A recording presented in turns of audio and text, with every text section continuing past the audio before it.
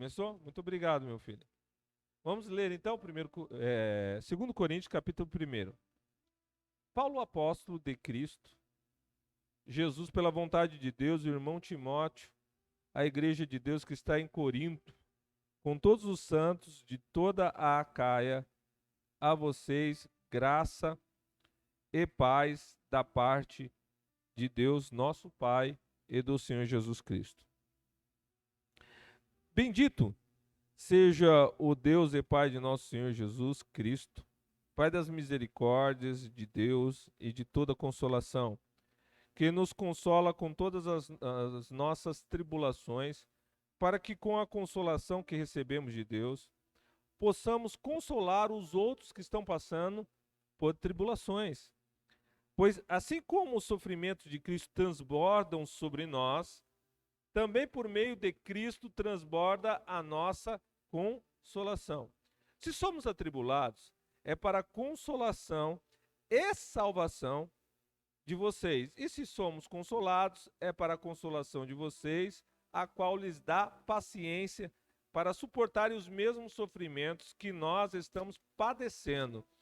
E a nossa esperança em relação a vocês está firme, porque sabemos que da mesma forma como vocês participam dos nossos sofrimentos, participam também da nossa consolação. Irmãos, não queremos que vocês desconheçam as tribulações que sofremos na província da Ásia, as quais foram muito além da nossa capacidade de suportar, ao ponto de perdermos a esperança da própria vida. De fato, já tínhamos sobre nós a sentença de morte, para que não confiássemos em nós mesmos, mas em Deus, que ressuscita os mortos. Ele nos livrou e continuará nos livrando de tal perigo de morte. Nele temos colocado a nossa esperança de que continuará a livrar-nos. Enquanto vocês nos ajudam com suas orações, assim muitos darão graças por nossa causa, pelo favor a nós concedido em resposta às orações de muitos. Amém? As palmas são louvor ao Senhor.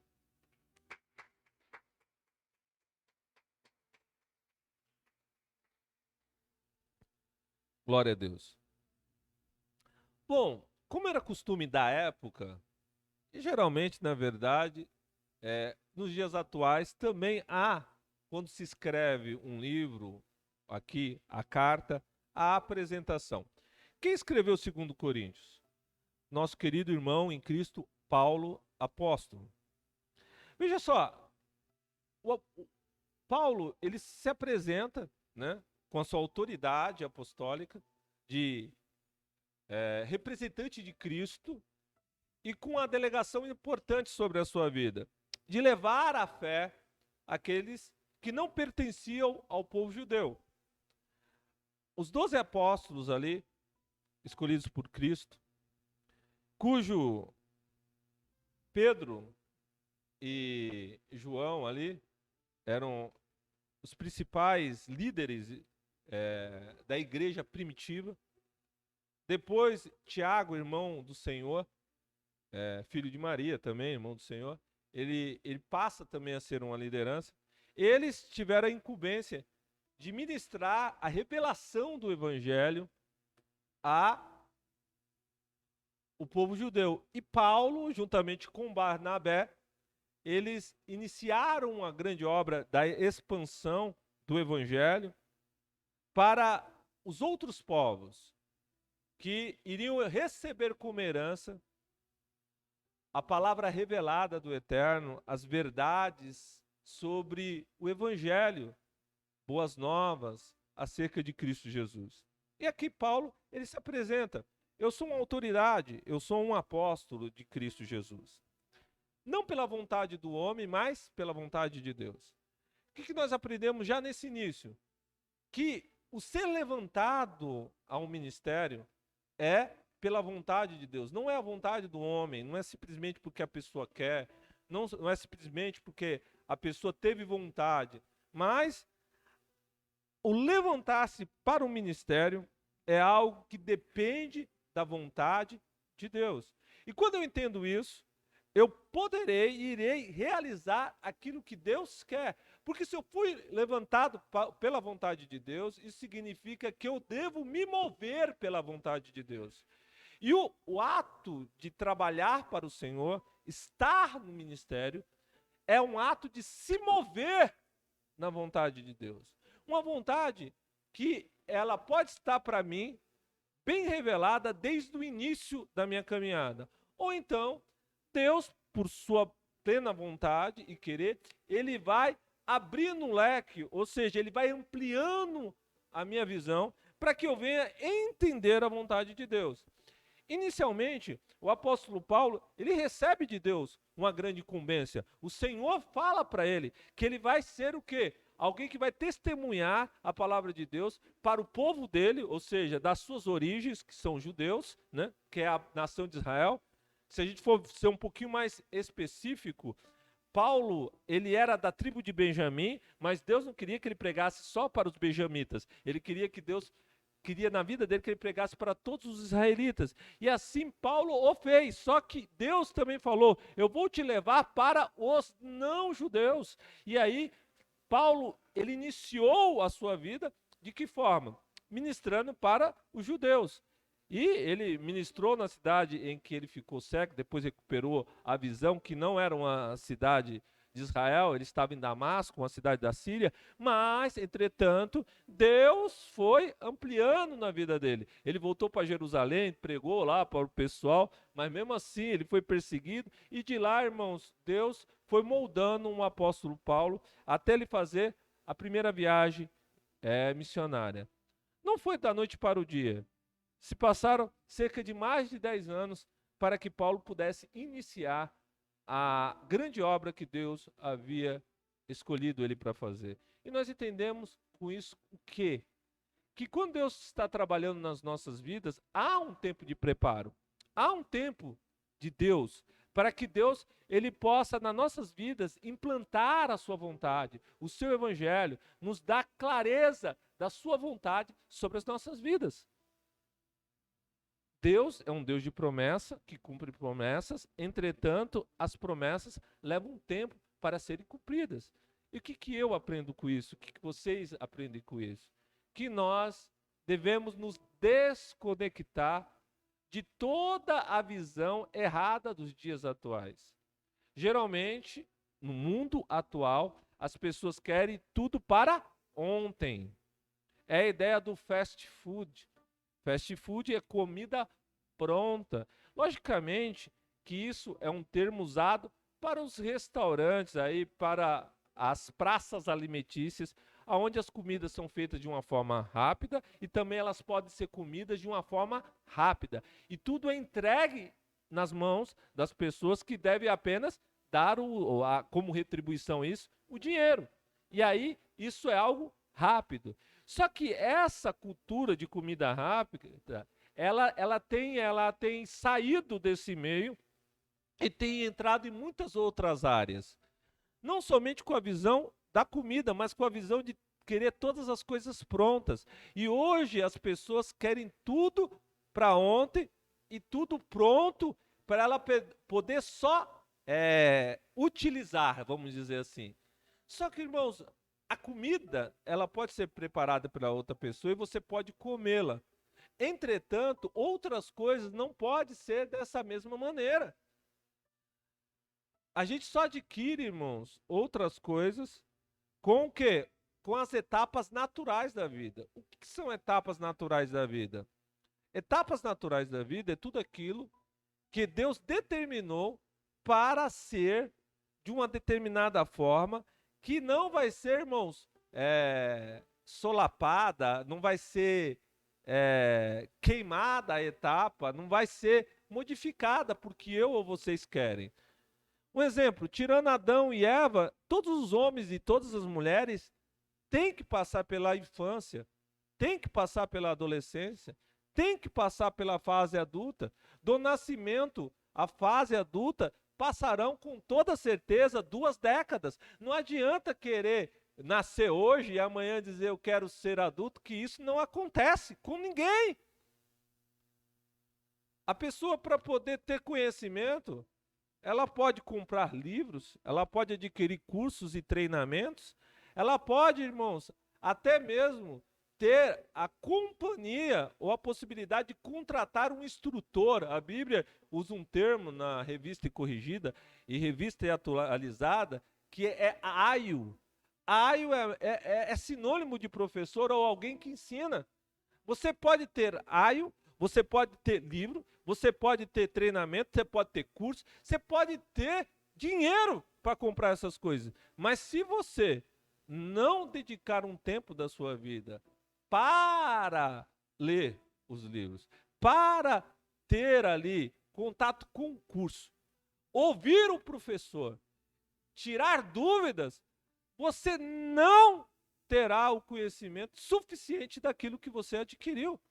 Por quê? Você precisa passar pela etapa da aquisição. Você precisa investir seu tempo. Você precisa se mover no seu tempo. Quando nós lemos o Salmo 1, eu acho muito interessante o posicionamento do salmista, quando ele fala que o justo, que o crente, que aquele que tem fé, que aquele que ama a Deus, ele é como uma árvore plantada junto ao ribeiro. E alguém pode olhar para a árvore e dizer, o que é uma árvore? A árvore é um vegetal, beleza. Entretanto, a árvore, ela está na sua vida, passando as etapas naturais, sem ter grandes mudanças. Quando eu falo sem ter grandes mudanças, ela está ali plantada junto ao ribeiro, tem acesso à água, tem acesso aos nutrientes. Entretanto, ela vai ser semente, vai ser muda, vai ser uma pequena árvore e vai crescendo até se tornar o quê? Uma árvore que vai produzir os seus frutos no tempo certo. As folhas vão ser folhas bonitas, se está do lado do riacho, se tem a água, se tem o nutriente. Mas isso tudo, irmãos, mostra que os dias atuais são dias que querem tirar a paz das pessoas. Porque as pessoas estão tristes porque não conseguem as coisas rapidamente. As pessoas, irmãos, querem viver, vamos dizer, todos os dias, dias diferenciados.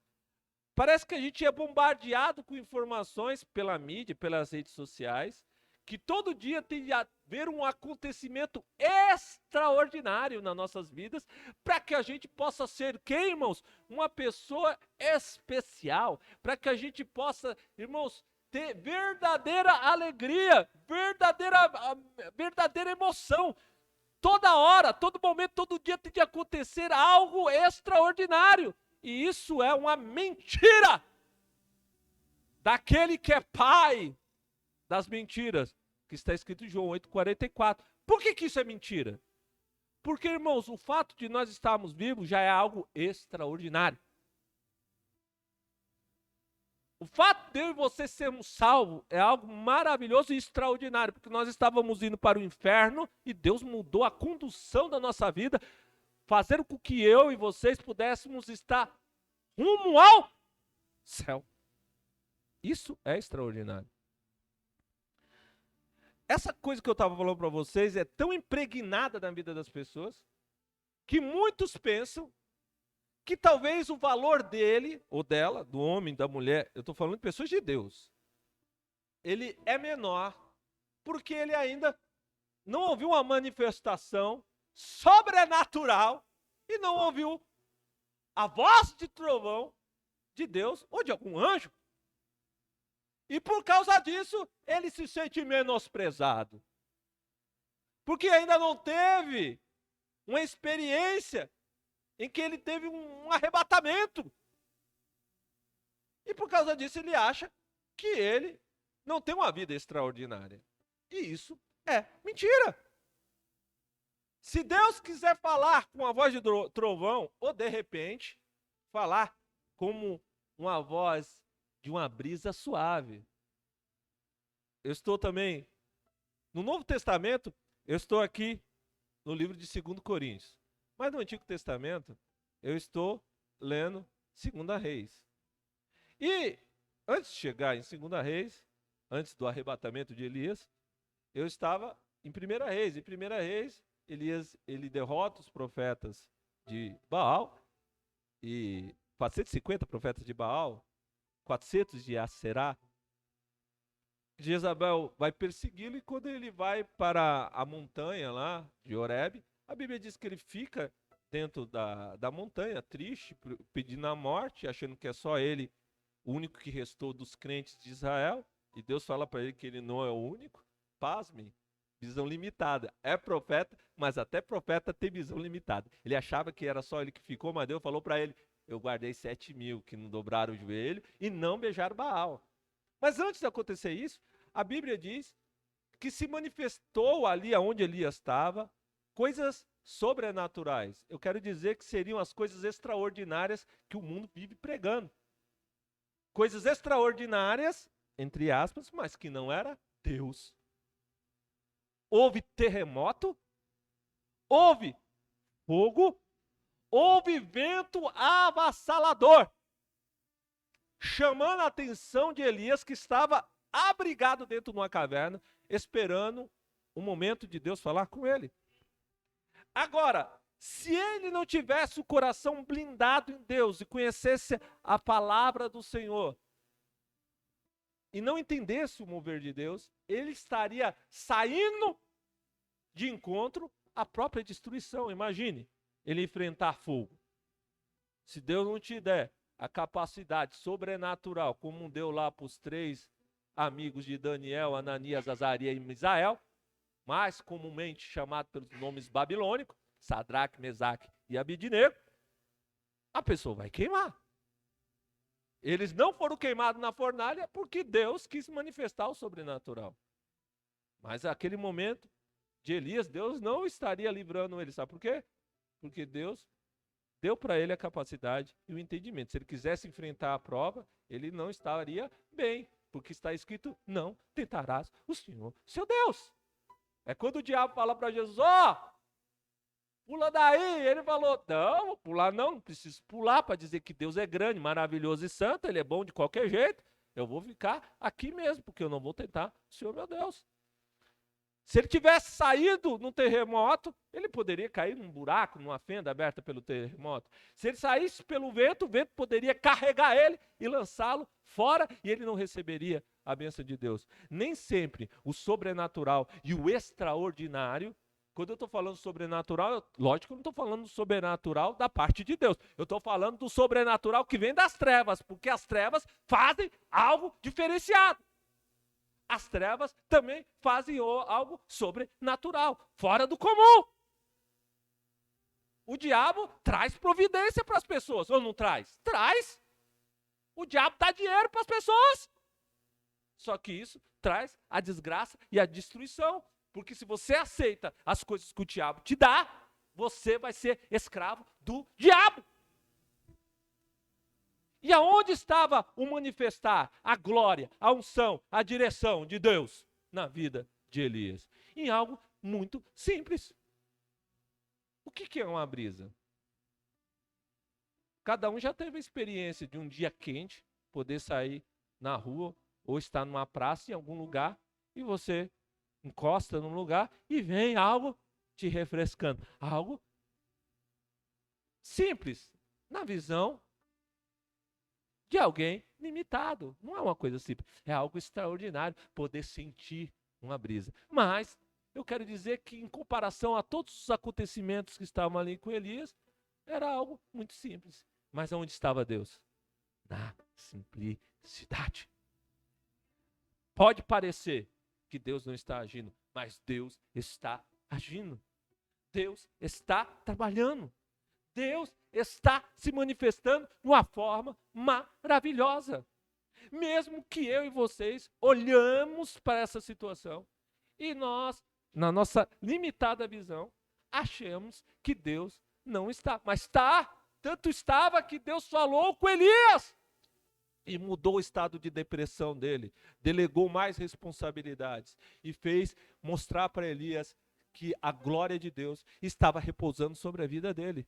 Porque o desejo do coração dele era morrer. Mas o desejo de Deus é que ele não passasse pela morte, mas fosse arrebatado aos céus no redemoinho.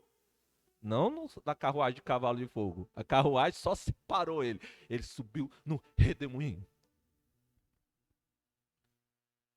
Então, queridos, nós podemos enxergar que os dias de hoje querem fazer com que eu e vocês deixemos de lado toda a construção, que é algo normal, as etapas da vida. A gente vem para Jesus, o que a gente tem que fazer? Aprender, ler, orar. Gente, por isso que eu tenho falado para vocês, gente, vamos ter uma vida de oração. Vamos ler a Bíblia todos os dias, nem que seja um pouquinho. Vamos estar crescendo em Deus, para que a glória de Deus seja manifesta para mim e para a sua vida. E aí, a gente vai aprendendo, vamos crescendo. Vamos, às vezes não em passos largos, mas talvez em passos normais, da direção da vida, caminhando e crescendo com Deus. E fazendo a vontade de Deus. E no momento certo, Deus vai fazer aquilo que lhe cabe. O que nós podemos fazer, vamos fazer. O que está ao nosso alcance, vamos realizar. E aquilo que é além do meu alcance, do seu alcance, quem vai fazer é Deus, no momento certo. Mas uma coisa eu quero dizer para vocês. Nem todos os dias, senão dias, entre aspas, de glória. Mas isso não significa que Deus não está comigo e com vocês. Nem todo dia você vai ver o anjo. Mas isso não quer dizer que os anjos não estão te acompanhando. Porque a Bíblia diz que o anjo do Senhor acampa ao redor daqueles que o amam e temem a Deus. E quando o anjo que é enviado para trazer as revelações para o nosso querido irmão em Cristo, João, ele está mostrando as coisas para João. João, a Bíblia Sagrada diz que ele quer prostrar para adorar o anjo. E quando ele vai se prostrar para adorar o anjo fala para ele, não faça isso. Eu sou conservo teu e de teus irmãos, aqueles que hão de herdar a salvação. Ou seja, o anjo falou, você não pode me adorar, eu não nasci para ser adorado, eu nasci para adorar como você adora. Mas o que é interessante, ele falou, eu sou conservo teu e teus irmãos, aqueles que foram chamados para herdar a salvação. O que isso significa? Significa que os anjos estão atuando, nos ajudando. Lembra da pastora falando, uma luta esses dias para orarmos? Depois que eu fiz lá o propósito de 21 dias de jejum, passou algum tempo depois, uma luta travada para poder orar, para poder ler, para poder fazer as coisas de Deus. Sim, intensificou a luta. Mas, como a pastora falou, hoje desceu um anjo lá, eu creio. Porque foi uma força, né? Tava calor ontem à noite, vamos dormir mais de meia-noite e meia, e 4 horas da manhã de pé. Os anjos estão nos ajudando. Os anjos estão atuando. Quando você pega ali Atos dos Apóstolos, você vê os anjos fazendo um monte de coisa ali. Tirando os apóstolos da prisão, levando um para poder pregar para uma pessoa que está precisando conhecer mais do Senhor, lá o etíope.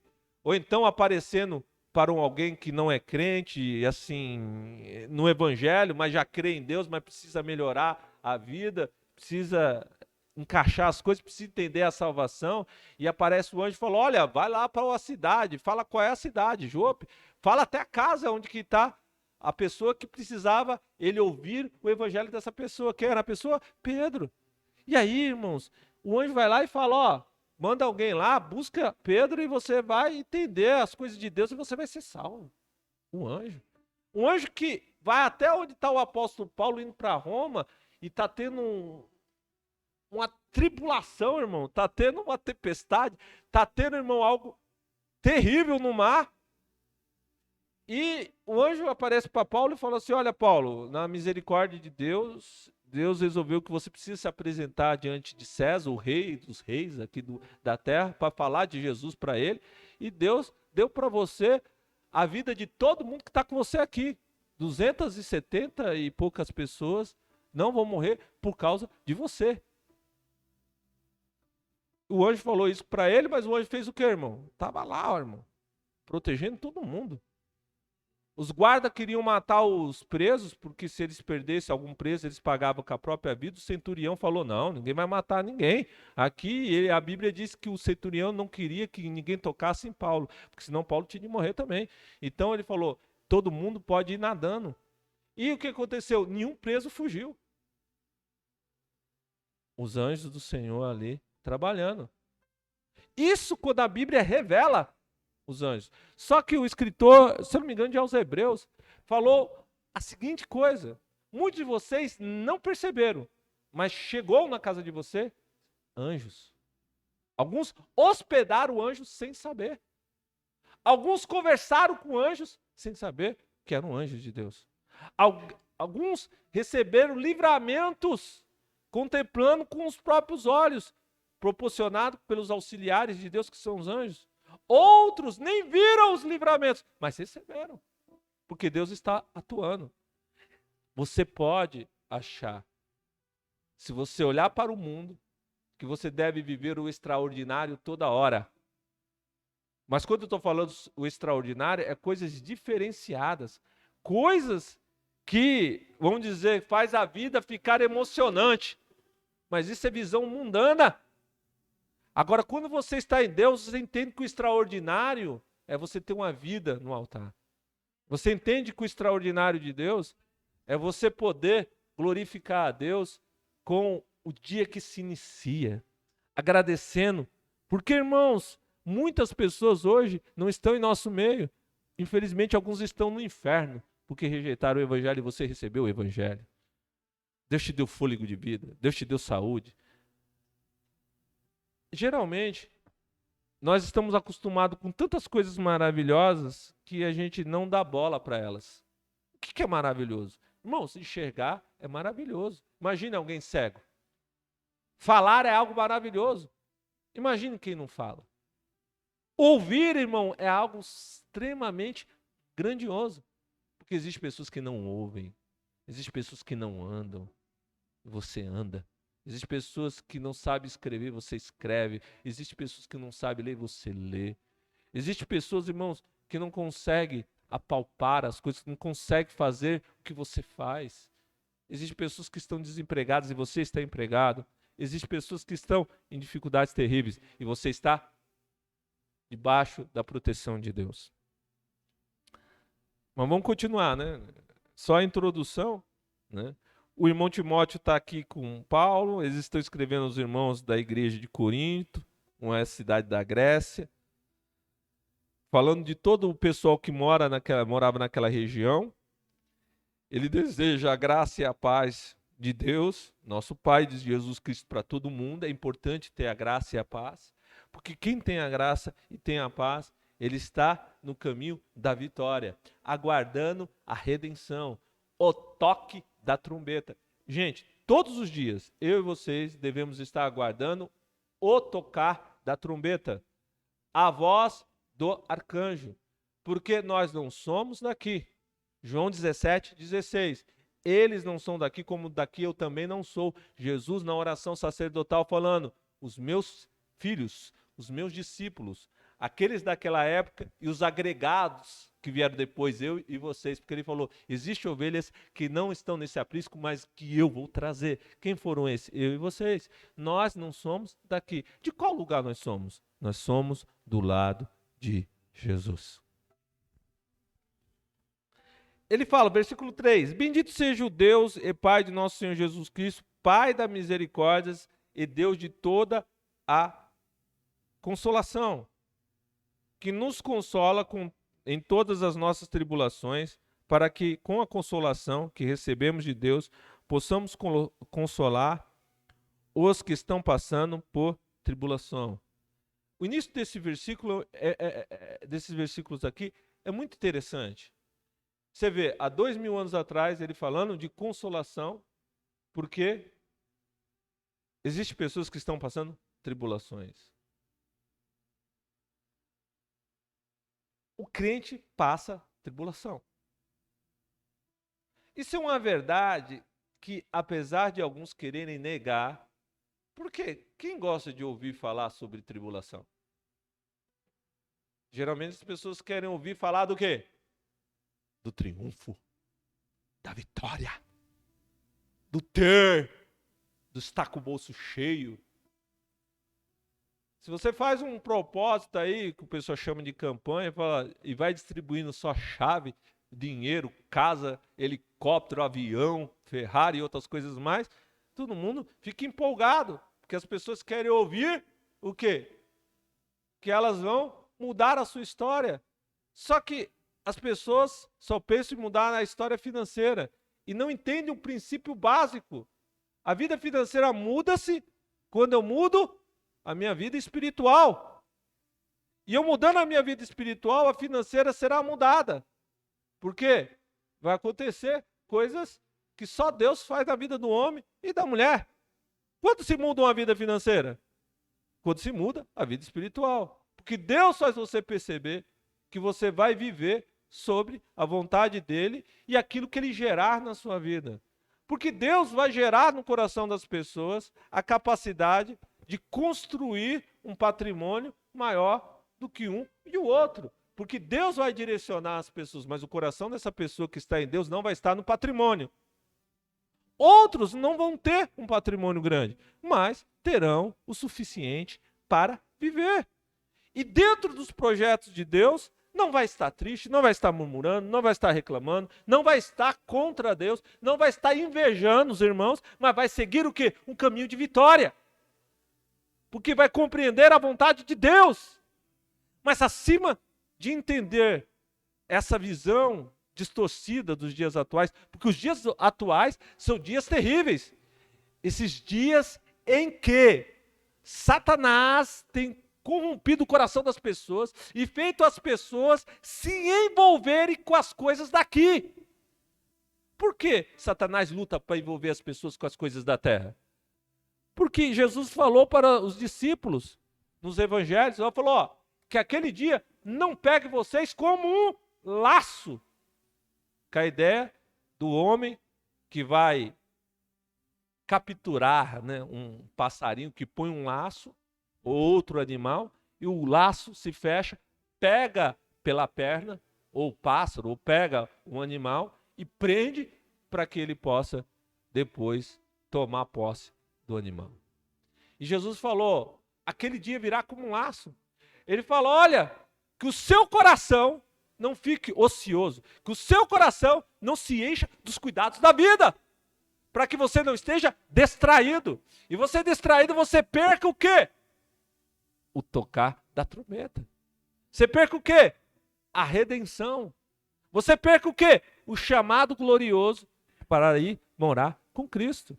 Jesus, ele faz um paralelo com o mundo antes do dilúvio e o mundo pós-dilúvio. Ele falou, no dia de Noé, comiam, bebiam, casavam, viviam o curso da vida normal. E veio o dilúvio e levou todo mundo. E assim vai ser no dia da vinda do Filho do Homem. Comiam, bebiam, casavam. E aí, vem quem? O Filho do Homem, e quem tiver com o coração aqui, vai ficar aqui. Mas nós estamos falando de tribulação. Deus, ele quer consolar os nossos corações. Por que ele quer consolar os nossos corações? Porque ele sabe que nós também não podemos viver somente em tribulação. Tribulações, elas virão, mas elas não serão algo permanente na nossa vida. Deus, ele traz uma palavra de percepção espiritual para mim e para vocês. Ele mostra que o choro realmente dura uma noite, mas a alegria vem pela manhã. Geralmente a palavra do Senhor sempre vai falando sobre o término de um dia e o início do outro. Paulo, ele vai falando, já vai longe a noite, já vai chegando o dia. Ou seja, há uma mudança para a minha vida e para a sua vida. Deus nos faz vencer quem? As tribulações. As tribulações, elas virão e acontecerão. Jesus falou, neste mundo tereis aflições. Há uma revelação de Jesus para os seus discípulos. Vocês enfrentarão momentos de dificuldade. Esses momentos virão. De que forma vêm as tribulações, gente? Existem as tribulações que eu e vocês plantamos. Nós tomamos escolhas. Geralmente, nós não pedimos para Deus direcionamento. E nós fazemos o que nós costumamos dizer que são besteiras. Nós fazemos as nossas besteiras pessoais. E aí, vem sobre as nossas vidas tribulação. As tribulações vêm por causa das nossas más decisões.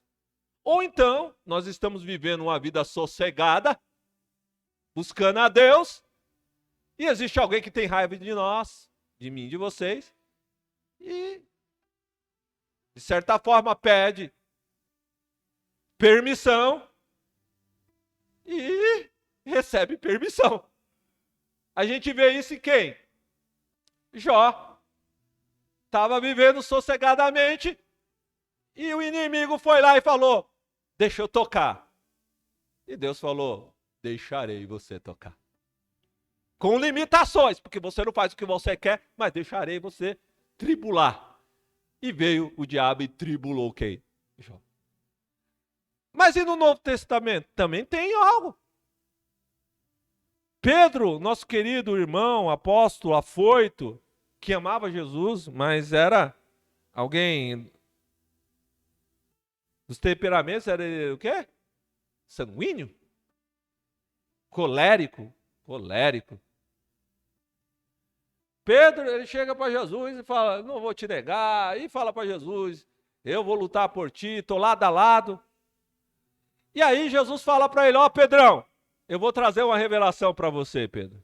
Você não está sabendo não, mas existe alguém que chegou diante de Deus e falou assim para Deus, deixa eu trilhar esse camarada.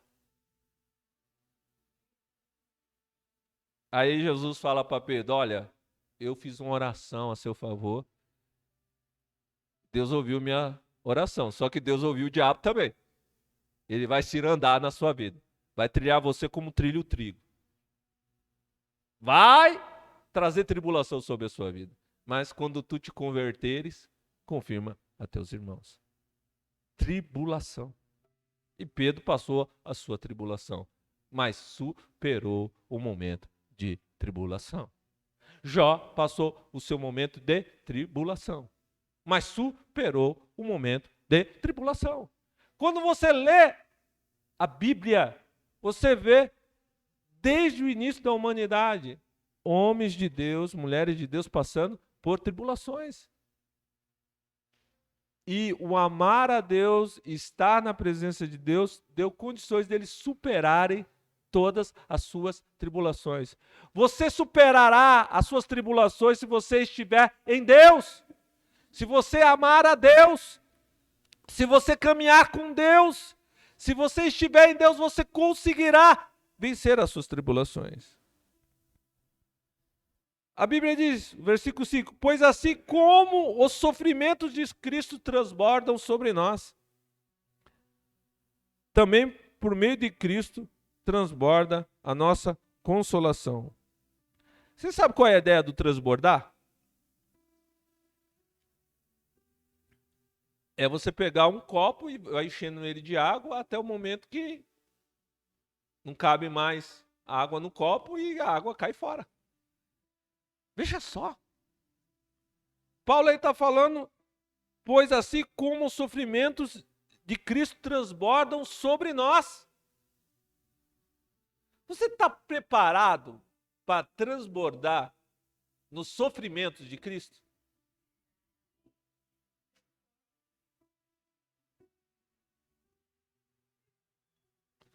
A Bíblia é clara, ó. Pois assim como o sofrimento de Cristo transbordam sobre nós. O apóstolo Paulo não falou, assim como os sofrimentos de Cristo transbordam sobre mim. Não falou isso. Ele falou, transbordam sobre nós. Quais são os sofrimentos de Cristo? A Bíblia diz que para seguir Jesus, você tem de negar a si mesmo e pegar a cruz e seguir. Negar a si mesmo, tomar a cruz e seguir a Jesus. Sofrimento de Cristo tem a ver com o quê? Toda a nossa caminhada em Deus, no qual nós temos dois caminhos possíveis para seguir. Um contra a vontade divina e outro seguindo a vontade divina. Só que o não seguir a vontade divina significa que você vai ter, entre aspas, os prazeres momentâneos e você vai ter as coisas desse mundo passageiro. Com o ato de colher no futuro a destruição eterna. Mas se você seguir a Deus, a sua vontade, seguir a Jesus, se você negar a você, você vai passar sofrimentos. Você vai negar a sua carne aquilo que poderia alegrá-la, mas iria entristecer a Deus. Você não vai seguir o caminho da prostituição. Algo que poderia trazer prazer para a sua carne, mas traria condenação para você. E você fará com que a sua carne, entre aspas, sofra. Porque até você ser totalmente livre e liberto das coisas que vêm prender os seus pés, você vai passar momentos de aflição. O libertar-se do vício, o deixar de se irar por qualquer coisa. Irmãos, tem uma coisa, quer saber uma coisa que faz a pessoa sofrer, por incrível que pareça, é você não falar mal dos outros. A carne, irmão, é terrível. A carne quer que você, irmãs, sabe, faça o quê? Fique lançando pedra nas pessoas, julgando as pessoas. E quando eu estou falando julgando, eu não estou falando que você não pode ver uma atitude errada e dizer que aquela atitude está errada e discordar da atitude errada. Eu estou falando no ato de tomar o lugar de Deus, de dizer que a pessoa não é salva, que a pessoa não tem comunhão, que a pessoa é um infame, que a pessoa é isso, aquilo e aquilo outro lá. Sofrer, transbordar o sofrimento de Cristo. É você ser, às vezes, caluniado, perseguido, ser ignorado por parentes, por pessoas conhecidas. Quem está em Cristo, às vezes, vai ser o quê? Pisoteado, humilhado. Você pode passar por momentos de humilhação, se assim isso for para o teu crescimento espiritual e glorificar a Deus e fazer você aprender. Geralmente, quando a gente chega no Evangelho, sabe o que eu e vocês somos? Todos nós? Orgulhosos. Geralmente, eu e vocês não podemos ouvir nada de ninguém. A gente já se ira. Na minha caminhada como pastor, eu tenho visto isso. Eu tenho, com a pastora, nós, na nossa caminhada, temos ajudado tantas pessoas. Fazemos de tudo, lutamos, oramos por elas, jejuamos, ensinamos, vamos atrás, corremos, fazemos tudo para o bem das pessoas. E se um dia a gente fala isso aqui, irmão, que a pessoa não gostou, a pessoa esquece toda a caminhada, esquece todas as orações, esquece tudo que a gente fez. Esquece que a gente jejuou, esquece que a gente orou, esquece que a gente foi atrás, esquece que a gente amou a alma. Você vê como a diaconisa ali estava falando. Quantas pessoas demoraram tanto tempo para ser dizimistas da igreja? Quanto tempo demoraram para ser dizimistas? E eu e a pastora nunca fomos atrás das pessoas por causa daquilo que a gente pode tirar das pessoas, ou seja, pelo dinheiro delas. Só que se acontecer qualquer coisa, a pessoa esquece toda a caminhada. E fica com raiva, e deixa de vir para a igreja. Às vezes abandona Jesus. Se vai para outra igreja, a gente não gostaria, pelo menos para outra igreja foi, pelo menos vai continuar a caminhada, tomara que vá para o céu. Mas se estiver totalmente desviado, vai para o inferno. A tribulação pode ajudar as pessoas, mas a pessoa precisa ter percepção espiritual. Versículo 6, se somos atribulados, é para a consolação e salvação de vocês. E se somos consolados, era para a consolação de vocês, a qual lhes dá paciência para suportar os mesmos sofrimentos que nós estamos padecendo. Aí o apóstolo Paulo, como líder, ele vai falando, eu tenho passado tribulação. Eu tenho passado dificuldade, mas eu tenho sido consolado. Só que ele fala que os discípulos podem aprender, ter paciência para também passar por sofrimentos. Já passei muita dificuldade. Ainda passo, né? E quem caminha com a gente pode aprender com a gente também. Porque se nós vencemos, por que vocês não poderão vencer? Todos nós podemos vencer, mas nós devemos aprender. A gente precisa aprender a lidar com essas situações. Nós não podemos abandonar o barco no primeiro momento de dificuldade. A gente não pode ser feliz apenas quando a gente está no dia 5, dia de receber o pagamento, trabalhando, felizes com tudo que a gente pode gastar. Mas a gente tem que saber dar glória se a gente passar um momento de dificuldade financeira. Se nós passarmos um momento em que nós teremos o que, irmãos? A dificuldade. Glorificar a Deus só quando a gente está com o bolso cheio é fácil. Tem que continuar sendo crente quando está com o bolso vazio. Glorificar a Deus quando está cheio de saúde não é tão difícil.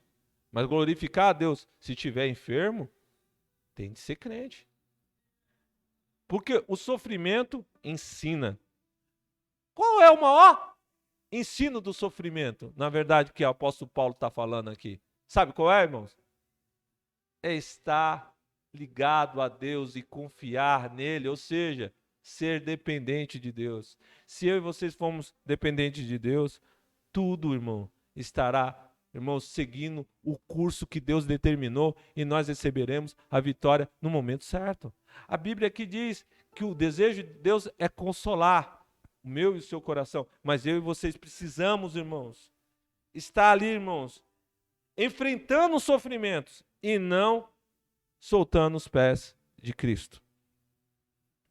E a nossa esperança em relação a vocês está firme, porque sabemos que da mesma forma que vocês participam dos nossos sofrimentos, participam também da nossa consolação.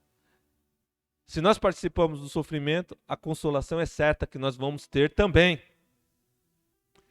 Não queremos que vocês desconheçam as tribulações que sofremos na província da Ásia, quais foram muito além da nossa capacidade de suportar, a ponto de perdermos a esperança da própria vida. De fato, já tínhamos sobre nós a sentença da morte para que não confiássemos em nós mesmos, mas em Deus que ressuscita os mortos. Ele nos livrou e continuará nos livrando de tal perigo de morte.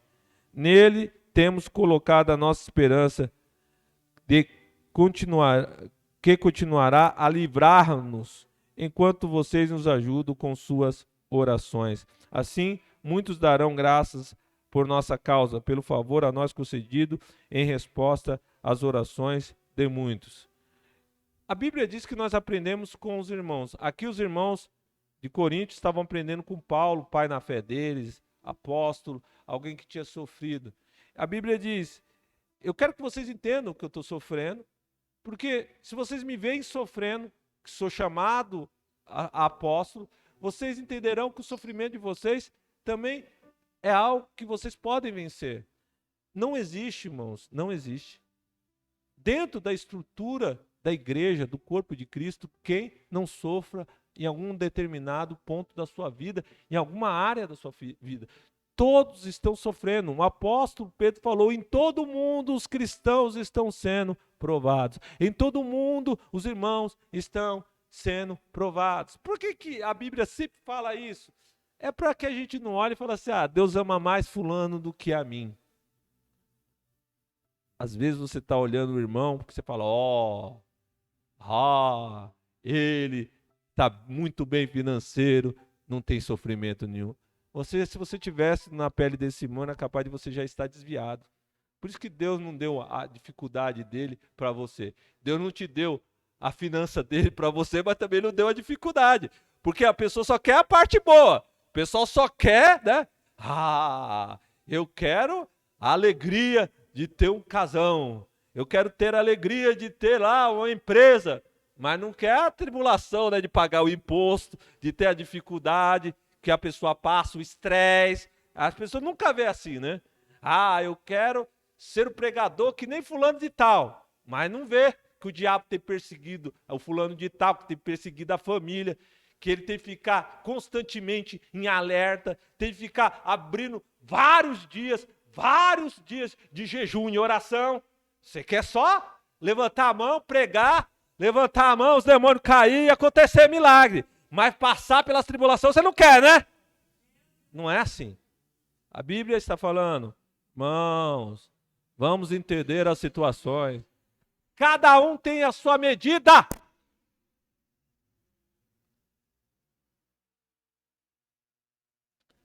O apóstolo Paulo falou que havia uma tribulação tão grande que veio contra ele que eles perdeu a capacidade. Ele falou, eles olhavam e achavam que não podia suportar. Ele perdeu a esperança. Vocês acreditam, irmãos, que existe momentos nas nossas vidas que a gente perde a esperança, mas existe um propósito com a perca da esperança? Ó, perdemos a esperança da própria vida. Um apóstolo, o camarada que viu Jesus. Vocês viram Jesus no caminho assim, com os olhos mesmo, com os olhos, com o teu olho? Vocês viram Jesus? Eu ainda não tive o privilégio de ver Jesus. Eu sei que em breve eu vou ver com você. Lá vamos chegar na glória, vamos molhar os cravos nos pés e nas mãos, vamos agarrar Jesus, beijar Jesus. Mas isso acontecerá em breve. Mas o apóstolo Paulo viu. E como se não bastasse ver Jesus, a Bíblia Sagrada diz que Jesus, que manda e faz o que ele quer, resolveu tirar Paulo daqui da terra e levou ele para o céu. E como as coisas são fáceis para Deus, o apóstolo Paulo falou, não sei se eu fui de carne, tudo completo, corpo, alma e espírito, ou só fui em espírito. Por quê, irmão? Para Deus tudo é fácil, né? Levar a pessoa inteira para o céu ou levar só o espírito, para Deus tudo é fácil. Mas o camarada foi para o céu, gente, e viu tanta coisa maravilhosa que falou, nossa, eu não sei nem como falar. As coisas que eu vi são tão tremendas que foge a compreensão. Não é lícito para me falar. Ou em outras palavras, na verdade, como eu vou falar para vocês coisas que aqui na terra não tem? Não tem como eu falar para vocês, então não é lícito para me falar. Esse camarada que viu Jesus, que foi lá e voltou para contar, que foi lá e voltou, a Bíblia diz, ele falou assim, eu perdi a esperança da própria vida. Quando o crente perde a esperança da própria vida, estou falando do crente, quem está caminhando para o céu, quem está caminhando para o céu da glória a Deus. Existe um motivo para você perder a esperança. E aqui está escrito, para que não confiássemos em nós mesmos, mas em Deus que ressuscita os mortos. Quantas vezes você falou, eu vou resolver, e você não resolveu coisíssima nenhuma? Quantas vezes você estava acreditando que no poder do teu braço tudo iria dar certo, e não deu? E por que não deu? Por que veio o sofrimento? Paulo, ele explica, para que você tire os olhos de você. A Bíblia não diz olhando para você mesmo e tendo vitória. A Bíblia não diz isso. O que ele diz? Olhando para o autor e consumador da fé. Sigo adiante. E aí ele ainda fala mais, deixando para trás as coisas que ficam, eu sigo adiante, rumo ao alvo. Uau. Pensa, crente, aqui está dizendo que Deus tem permitido a tribulação na tua vida, tem permitido você perder a esperança. Não em Deus, esperança na força do seu braço. Porque Deus quer que você faça a transferência. Sabe quando você faz o Pix, que vai de uma conta para outra? Sabe quando você transfere o dinheiro para outra conta? Deus também quer fazer que você faça um Pix espiritual. Você vai transferir a tua confiança de você para Deus. Faz transferência essa manhã da tua confiança em você mesmo, na força do teu braço, nas pessoas, nas coisas passageiras, no teu trabalho, na tua ignorância. Faz a transferência.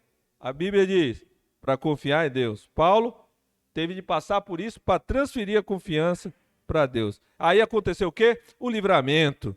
Deus livrou ele de todo mal, de todo perigo. Ele livrou e continuará livrando. Só que Paulo também precisava, sabe do quê? Do apoio das orações. Eu já vou encerrar. Aqui ele falou, ó, por causa da oração, vocês nos ajudando em oração, muitos vão dar graças ao nosso favor, por causa do quê? Da resposta que veio, por causa da oração de muitos. Como que eu vou encerrar aqui? Eu preciso de oração. Vocês têm a obrigação de orar por mim. Vocês estão precisando de oração e eu tenho a obrigação de orar por vocês. Vamos nos unir em oração. Vamos orar, gente, porque as orações fazem a diferença. Se nós estivermos intercedendo um pelos outros, os sofrimentos passarão. As lutas irão embora e nós receberemos de Deus tudo que nós precisamos, tudo aquilo que Deus tem planejado para as nossas vidas. Deus está falando, qual é o caminho das pedras? O que é caminho das pedras, pastor? O mapa do tesouro. O que é o mapa do tesouro? É a revelação daquilo que você deve fazer para você conseguir aquilo que você está precisando. A revelação daquilo que você precisa fazer para conquistar aquilo que você está precisando. O caminho das pedras. A Bíblia mostrou. É você estar na presença de Deus orando. E eu orando por vocês e vocês orando por mim. Um orando pelos outros. As orações bombardeando o céu, para que o sofrimento seja ali vencido, para que a tribulação venha cessar e ela venha ficar para trás na nossa caminhada e nós possamos herdar a glória de Deus, a misericórdia divina, aquilo que Deus tem para mim e para vocês. Amém? Glória a Deus. Vamos fazer a oração final? Receba essa palavra. Tenha uma semana abençoada. Glória a Deus. Ponha a mão no coração. Eu quero orar por você. Deus, foi ministrada uma palavra de poder transformador. Uma palavra que nos direcionou, falou sobre tribulação, sobre sofrimento, sobre dificuldade, sobre passar por essas situações. O teu filho está passando momentos difíceis, como eu também tenho passado momentos difíceis. Mas eu quero, nesse momento, como ministro de Deus, por essa palavra, declarar direcionamento, declarar transformação. Nesse momento, Deus, eu quero, Deus, na Igreja Fé, profetizar sobre esse lugar. Que o Senhor está levantando guerreiros da oração, preocupados em interceder um pelos outros. Porque a vitória aqui, ela significa redirecionamento, transferência de confiança. A confiança que não estava em ti, Senhor, que ela possa agora estar alocada, direcionada a ti, Senhor Jesus. A sua palavra, a sua verdade. E essa seja a nossa diferença, esse agir de Deus, uma forma sobrenatural e maravilhosa. Senhor, que o teu filho e a tua filha recebam o direcionamento divino. Que, meu Deus, as orações façam a diferença. E venha a consolação. Que o teu filho e a tua filha tenham consolação. Que o teu filho e a tua filha possa ser transformado. Que o teu filho e a tua filha possa, Senhor, ser direcionado. Que o teu filho e a tua filha possa receber de ti consolação, transformação, vitória, direcionamento, poder, glória, unção e direção.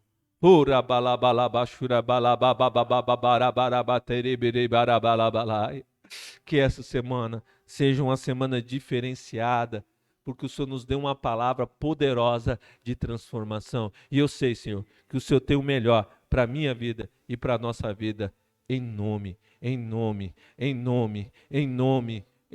de Jesus. Amém. Amém.